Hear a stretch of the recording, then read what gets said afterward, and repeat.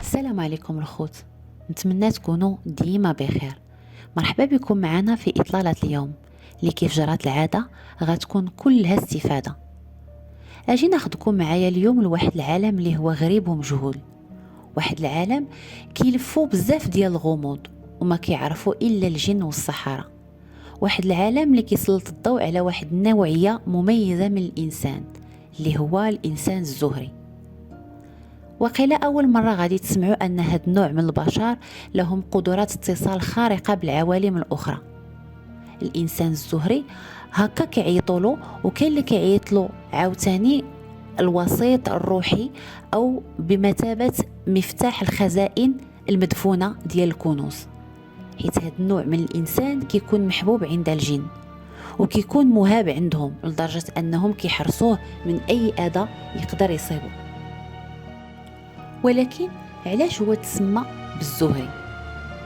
كيتعرف الانسان الزهري انه واحد الشخص اللي هو محظوظ، واحد الشخص اللي كيقدر يكون بمثابه صله وصل او صله ديال الاتصال ما بين العالم ديالنا وما بين العوالم الاخرى عن طريق الدم ديالو. وهذا الشخص كيكون عنده ايضا علامات اخرى ما كيعرفوها في غالب الاحيان الا السحرة والمشعوذين.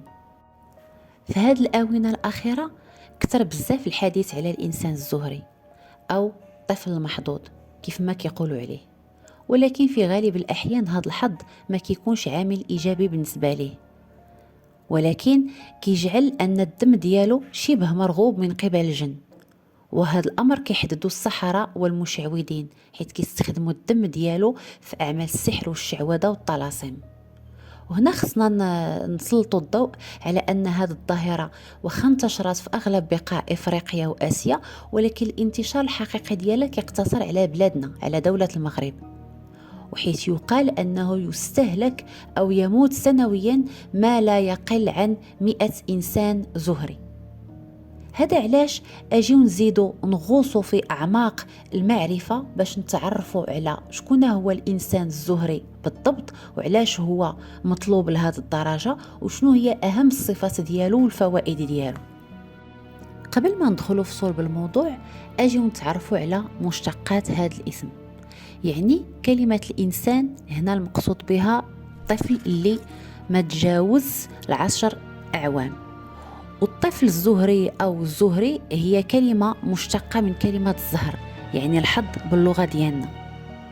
وهذه الكلمة كيقول أنها مشتقة أيضا من كتاب الابن زهر، وهذا الكتاب كيتحدث على الإنسان الزهري بطريقة خاصة. بغض النظر على تلك التأويلات وعلى شنو كتعني الكلمة ديال الإنسان الزهري، أي واحد تذكر الاسم ديال الإنسان الزهري قدامه إلا وكيربطوا بالحظ وكيربطوا باستخراج الكنوز. يعني أن هناك شبه إجماع على أن كلمة الإنسان الزهري كتعني الطفل المحظوظ. ولكن السؤال المنطقي بلا شك هي علاش، شنو هي الأسباب اللي جعلت هذا النوع من الأطفال أو هذا النوع من الناس كيتوصفوا بهذا الوصف؟ كيتعتبر الإنسان الزهري زهري حيتاش كاع الأبواب كتحل قدامه كيف ما كيقولوا الروحانيين، وكاع الحوايج الصعيبة والمستعصية كتصبح ميسرة ليه هو بوحده. يعني ما بين كل مليون شخص كيكون هناك شخص محظوظ واحد، يعني ما بين كل مليون شخص كيكون زهري واحد. وهذا الإنسان الزهري كيجلب الحظ لكل مكان كيمشي ليه. هذا علاش كيتعاملوا معاه على أساس أنه واحد الإنسان نادر ونفيس، ولكن كيجلب الحظ ماشي ليه هو أو للعائلة ديالو، وإنما بالنسبة للدجالين والمشعوذين والسحرة اللي كيقيلوا يقلبوا عليه ويقيلوا يجريوا من موراه، وكيقيلوا يبحثوا على هذا النوع ديال الأطفال، وكيكونوا مستعدين أنهم يدفعوا الأموال الطائلة باش يفوزوا بواحد منهم. هنا غادي نجيو للنقطة ديال شنو هو أصل الإنسان الزهري. كيقولوا أن الإنسان الزهري أو الطفل المحظوظ بمعنى أدق هو في الأصل نفر من الجن، يتم الاستبدال ديالو بعد الولادة، أو كيتلبسوا جن، نوع من أنواع الجن، وكيبقى عايش معاه. هذا علاش هذا الطفل كيتستخدم في كافة الأنواع ديال السحر وكافة الأمور المتعلقة بالجن. وكيقولوا أيضا أن الإنسان الزهري هو من سلالة مباركة، وهاد الناس للأسف ما كيقدوش يكتشفوا هاد العلامات، وما كيكونوش عارفين أنهم هما ناس محظوظين أو مختارين، وإنما كيتم الاكتشاف ديالهم من قبل مجموعة من السحرة والمشعوذين اللي كيكونوا على دراية بالأوصاف الحقيقية اللي كيتمكنوا من خلالها تحديد إذا كان هاد الطفل زهري أو لا. وكاين أقوال أخرى كيقولوا أن في الحقيقة الطفل الزهري هو الأصل ديالو من أبناء الجن، وكيتستبدلوه في لحظة الولادة ديالو بأحد أبناء البشر. وهاد الناس كيكونوا غير عاديين، حيث كيقدروا يشوفوا شي أشياء، وكيقدروا يشوفوا شي عوالم ما كنشوفوهاش حنايا. وهاد الناس ما كيأثرش فيهم أي نوع من أنواع السحر، يعني سحر التكال، المأكول، المشروب، المرشوش، وما كتقدش فيهم التبعة. هذا علاش هما مطلوبين في الأوساط الروحانية، في أوساط السحرة والدجالين، وهما مطلوبين بالضبط في عمليات استخراج الخزائن والكنوز اللي كتكون مدفونة في رحم الأرض. غادي يجرنا الحديث باش نتعرفوا على شنو هما الأوصاف ديال الإنسان الزهري. كيف ما سبق لي وذكرت، كيمتلك الإنسان الزهري بزاف ديال العوالم اللي كتجعله متميز عن بقية الناس، بل كيف ما سبق لي وذكرت أيضا كيكون قادر على أن يكون حلقة وصل بين عالم الجن وعالم البشر. هذا علاش كيكثر الطلب عليه. ومن بين العلامات اللي كتكون عند الإنسان الزهري هي أول علامة، وهي ما نسميها بانفلاق اللسان. يعني ملي كيحل هذا الإنسان الزهري فمو، كيكون اللسان ديالو فيه واحد الخط بمثابة أنه كيقسم اللسان ديالو على جوج، واحد الخط كيكون في وسط اللسان. وفي غالب الأحيان جميع العائلات أو جميع الآباء كيكونوا مخلوعين على ولدهم، وكيحاولوا أنهم يغطيو هذه الظاهرة وما يخليوش يبقى يخرج لسانه، حيث ملي كيكونوا الأطفال صغار كيبقاو يلعبوا بلسانهم وهكا. فغالب الآباء أو غالب الأسر كتحاول أن تحجب الطفل ديالها عن رؤى الناس الآخرين باش ما يتعرفوش عليه. كاين العلامة الثانية، وهي عبارة عن الخط المتواصل في اليد، يعني سواء اليد اليسرى أو اليمنى كيكون هناك واحد الخط عرضي في وسط اليد، وهذا الأمر كيكون باين بزاف وما يمكنناش نخبيوه. هذا علاش كيتمكن السحرة والمشعوذين يتعرفوا على هذا الطفل الزهري ويخطفوه في غالب الأحيان. كاين العلامة الثالثة اللي كتكون في العينين، يعني كيكون بعض الحول عند الإنسان في عينيه.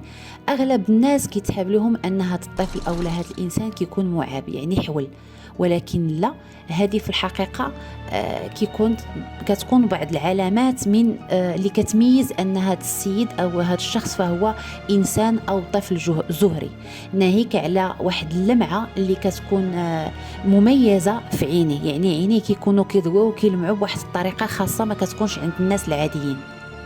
كاين عاوتاني علامة أخرى اللي هي كتكون في الدم، واللي في غالب الأحيان ما كيقدرش الناس الآخرين يحددوها. هادشي كنهضر أنا على السحرة والدجالين، حيث ما يمكنش يقبضوا بنادم ويجرحوه وتشوفوا اللون ديال الدم ديالو، حيث ما كيكونش بحال اللون ديال الدم العادي، وإنما كيكون الدم ديالو هو عبارة عن لون أحمر فاتح بزاف.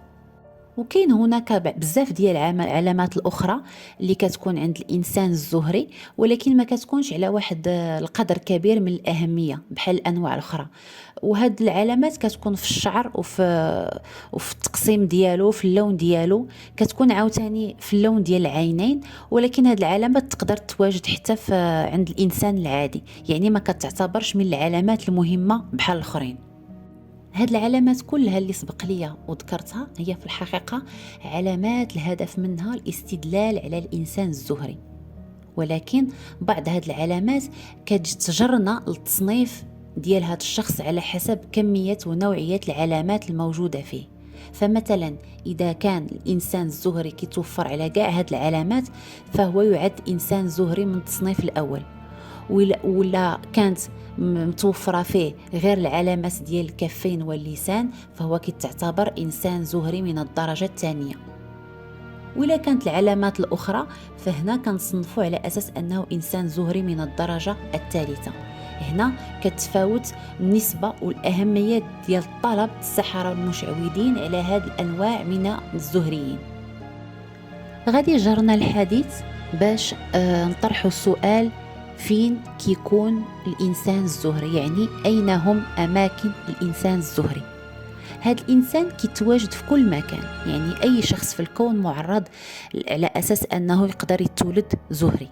ولكن اللي كنقصدوه هنايا بالأماكن يعني اللي كيتواجد فيها الطلب عليه كبير وكيتواجد فيها الاستخدامات ديالو الكثيرة، وهي أماكن مع الأسف أماكن عربية، وتحديدا دولة المغرب. يعني تعد دولة المغرب من أكبر المناطق اللي كتعمل وكتعتمد على احتضان الإنسان الزهري وعلى الاستخدامات ديالو.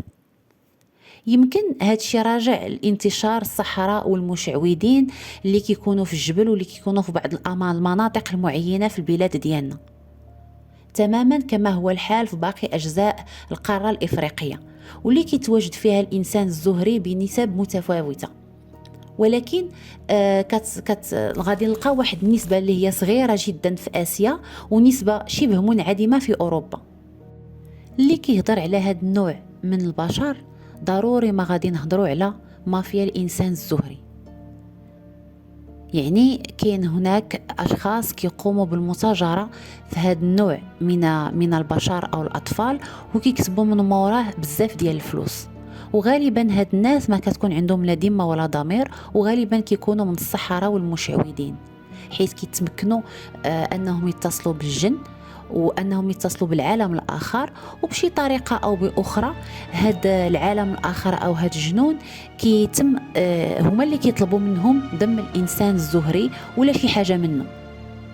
طبيعة الحال السلطات والحكومات كتقوم بمجهود كبير باش تقضي على هذه النوعية من العصابات، ولكن في النهاية هذا الشيء كيتسمى هو عبارة عن إجرام وجرم في حق الأطفال وفي حق الإنسانية، حيث كيقوموا بالاختطاف ديالهم وبالقتل ديالهم، وهذا الشيء يعني تحرموه وتجرموه أي بلد. هنا غادي نسلطوا الضوء على الزهري المكتمل. الزهري المكتمل كيكون يا إما ذكر أو أنثى، كيكون عنده النظر محدود، يعني ما كيقدرش يشوف الأشياء البعيدة. ومن العلامات اللي كتميزه على الغير ديالو هو وجود خط متصل بحال اللي كيقطع عليه الكف ديال يديه على جوج. والعلامة الأخرى كتكون على مستوى اللسان، يعني سطح اللسان ديالو حتى هو كيكون فيه واحد الخط كيقسم له اللسان ديالو بشكل طولي على جوج. وكيكون عنده واحد البريق في الأعين ديالو، كاين اللي كيكون اللون ديال الأعين ديالو مختلف، يعني اللون د عينيه اللون ديال وحده ماشي بحال الأخرى. وكاين اللي كتكون واحد العلامات اخرى كيكونوا المشايخ اللي كيكونوا مختصين في هذا النوع ديال الناس هو اللي كيعرفوها. مثلا كيكون حتى واحد الخط متصل في القدم ديالو. ومن هذا المنبر غادي نقول لكم ان الانسان الزهري ما كيخافش من الجن، خصوصا الى اقترب من الكنز اللي كيكون حارسينه زبانيه الجن. هذا علاش بزاف ديال السحرة والمشعوذين طلبة الكنوز كيستعنوا بالإنسان الزهري، حيث يقدر ينقل الكنوز مباشرة من مور ما تظهر المعالم ديالها البلاصة أخرى، لأنه يقدر يهبط لذاك الكهف أو يهبط المكان المعين اللي فيه الكنز واللي كيحرسوه الجنون، ويقدر يهز شنو ما بغى والجنون ما كيقدروش يقيسوه. ناهيك إلى هبط شيخ أو ساحر يجبد داك الكنز بيديه أو بنفسه، كيتعرض لعقوبة كبيرة بزاف لدرجة أنه يقدر يموت تماكينه. هذا الطفل الزهري أو هذا الإنسان الزهري هو دائما في بؤرة الخطر، يعني غالب الأمر كينتهي المطاف به على أنه يقدر يخلص من حياته. يعني النهاية ديال الإنسان الزهري في غالب الأحيان كتكون مأساوية، حيث كيتعرض للذبح فوق مكان الكنز، أو كيتعرض لبصر أحد الأطراف ديالو، حيث الجن اللي كيحرسوا ديك البلاصة واللي كيحرسوا ديك الخزائن كيكونوا متعطشين لهذا النوع من الدم وهذا النوع من الأطراف البشرية. وعلى الأرجح هذا النوع من الأطفال أو من الناس كيتم الاستدراج ديالهم بالليل أو الاختطاف ديالهم، وفي غالب الأحيان كينتهي بهم الأمر أنهم كيكونوا عبارة عن قرابين للجن. تعرفات البلاد ديالنا بعدة حالات اختفاء واختطاف ديال عدد كبير من الأطفال الزهريين بشكل مفاجئ، واغلب هذه الحالات كتكون وقعات في مدن وضواحي اللي كتكون فيها بزاف ديال الكنوز والدفائن بحال مراكش، دكالة، الشاوية ومناطق سوس بصفة عامة، حيث كتوفر على كم هائل من الخبايا والكنوز الدفينة كيف ما سبق لي وذكرت.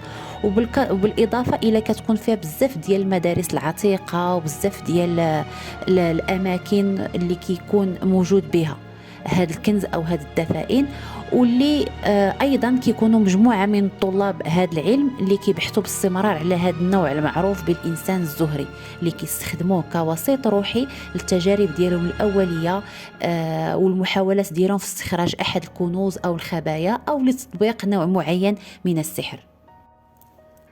هنا غنختم أن الله خلقنا كلنا سواسية، يقدر يكون منا اللي متميز على الآخر سواء بالخلقة أو بدرجات العلم أو حتى درجات الإيمان. أنا كنقول مهما أن ربي كيخلق شي حاجة سواء إنسان أو حيوان بواحد الصفة معينة إلا ورا عارف علاش، فالواحد ديما يحط الله سبحانه وتعالى بين عينيه وفي الحياة اليومية ديالو وفي القرارات المصيرية ديالو، وإن شاء الله ما غيكون إلا الخير. كنشكركم على حسن الاستماع. إلا بغيتونا نسلطوا الضوء على شي ظاهرة أو موضوع كيهمكم شاركوه معايا في صندوق الوصف.